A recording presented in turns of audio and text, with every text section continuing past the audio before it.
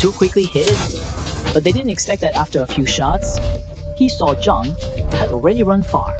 So he stopped attacking and left with his puppy. Caine found it a bit puzzling. John ran to the hotel's back garden.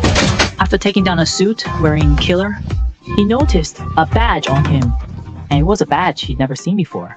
So he took the badge and kept it. At that moment, Howell came to the back garden with his injured daughter. They found Caine waiting for them. He asked Howell where John went.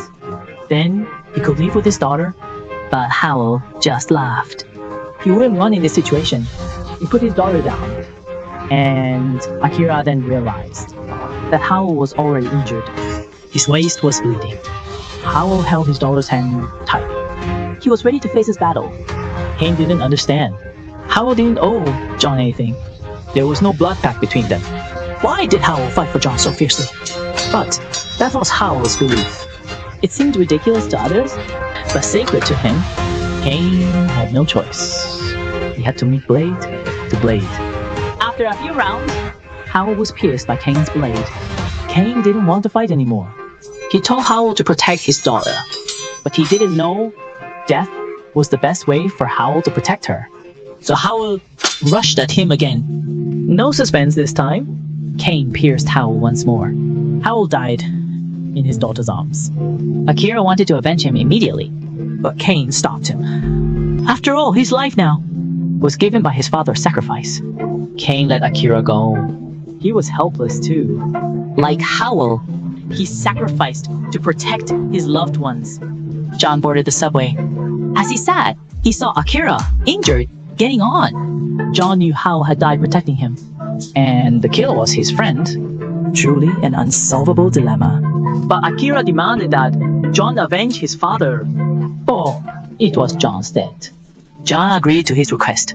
The train arrived. Akira left the conflicted man behind. John returned to New York. He went to the graveyard. Winston was mourning his assistant, Sharon. John showed Winston the badge he found. He didn't know which faction it represented. From Winston's explanation, he learned about the Marquis for the first time. The young man rose to power by promising to kill John. So the 12 factions of the High Table support him. He's now in Paris, France. John turned to leave, knowing his next target. But Winston called him back. He said perpetual fighting wouldn't solve things. Even if he kills the Marquis, the High Table will appoint another. This war will never end.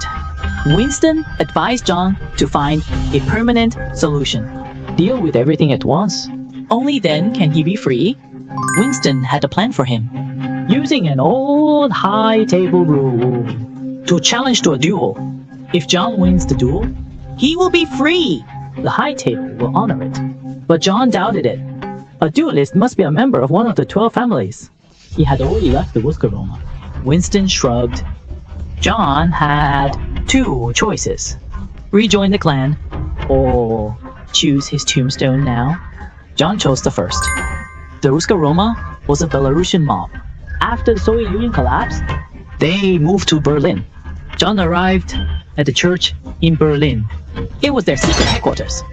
He wanted to meet the chieftain, Peter, but the priest shot at him.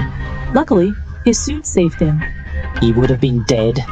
He was hung up with a rope, surrounded by Belarusian thugs. Then he saw Kadia, the current leader of the Wuscaroma.